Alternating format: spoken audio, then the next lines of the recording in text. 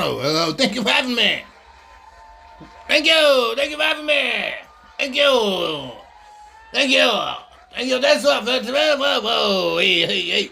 First of all, I'd like to tell you people about why I became a stand-up comedian. Yes, that's right. Yay. Look, the reason was because it seems apparent the time is no better than now. Right now is the time to be talking about disabilities when you are disabled. Not only that, you can get up on stage and joke about your own disability. Thank you very much. Amen, yes. So that's why I'm here.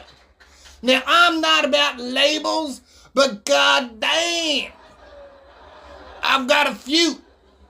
Now, I believe labels don't define a person unless I'm getting compensated for those labels. In that case, amen, I'm full of labels. I am dyslexic. I do have an acquired brain injury. I am ADHD, ADYD, HDI. So please, come and join me to tell the reason why I'm going to tell you the reason. Because I have my own disability and now is the time to shine. That's right. First of all, I'm going to tell you a story about one time this man came into my house when my parents were dealing drugs. And this guy was bigger than the doorway. And I said to him, hey, dude, you make a good wrestler? And he said, oh, yeah. Then he picked me up, flipped me around, put my head in between his knees, and then continued to drop his body to the floor. My face, my skull cracked, and my face met the back of my skull. I don't believe I knew who I was after that instance.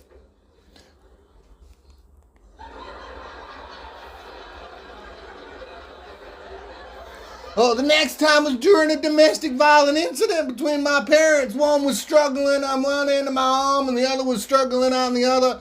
And I remember the words coming from my father, if I can't have him, no one can. And then that motherfucker proceeded to headbutt me like I was a man. I know. So, anyway, continue down my list of near-death experience. Why not go down to the local BMX track and have a rock fight? Yeah, that's right. I watched this motherfucking rock come down from the sky like it was a comet and hit me right in between the eyebrows.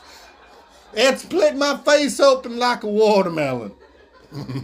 There was nothing I could do except for flop to the ground and shrivel and crivel and quirl like I was a girl.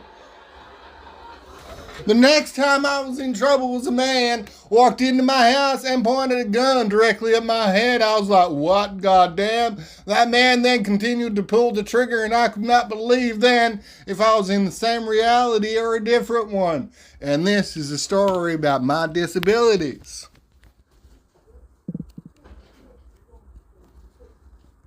If you want me to go on, I will. Remember that time I was on the flying fox with my sister? I held onto her waist, then she let go and landed on top of me like a big enormous beast that she is. I lost breath and ended up seeing stars. I didn't know where I was or how far this shit would go until I gained consciousness again. It had been 3 days and I didn't know what had happened until my sister informed me what she'd done. Or another time we were down at the Slime Time Tunnels. That's right, the local creek. I jumped down from one level of a concrete barrier to another. There was a piece of glass that slit my wrist and I lost so much blood on my way home I lost consciousness. And once again, a near-death experience.